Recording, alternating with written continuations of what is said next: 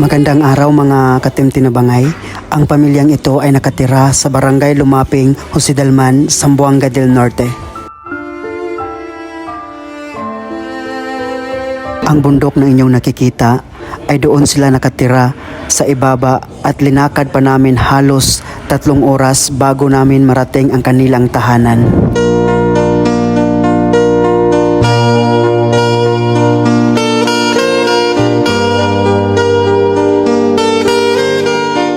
Sobrang tirik ang kanilang daan at napakaraming damo. Sinakripisyo namin ang lahat. Marating lang namin ang kanilang kinaroroonan at mapaabot namin ang aming konting tulong para sa pamilya.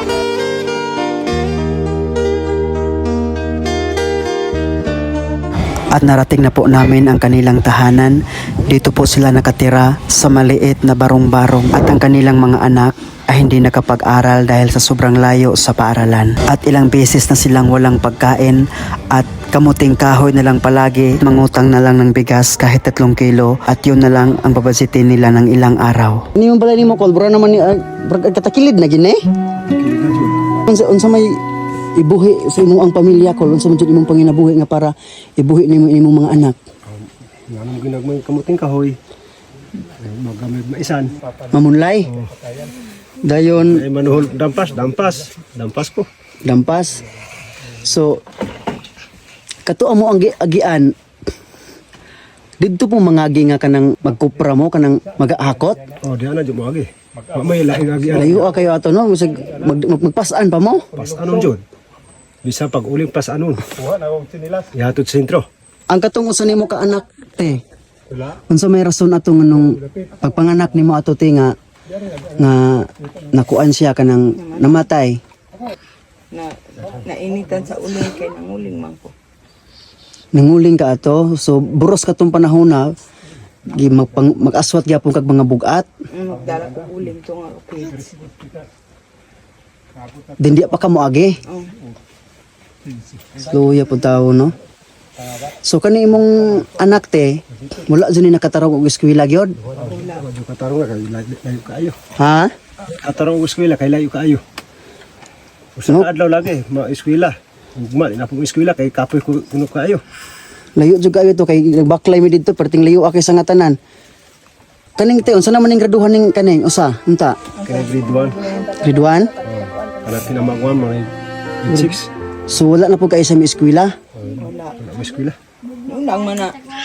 Niundang kay perti po kayong layo apoy lang eskwelahan. Ikaw lang gusto kita ka mo eskwela.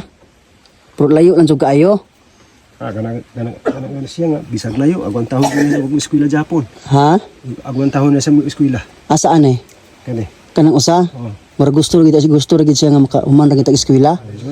Grabe taon ng sitwasyon tuloy diri dai no. Wala gid pud mo silingan dire. Away silingan. Nganong nakadesisyon ng pagka diri ko nga diri mo magpuyo. Diri po among yuta among ginikanan di. Diri po mo magpuyo. So diri na po diri yung panginabuhi. Oh, diri po siya.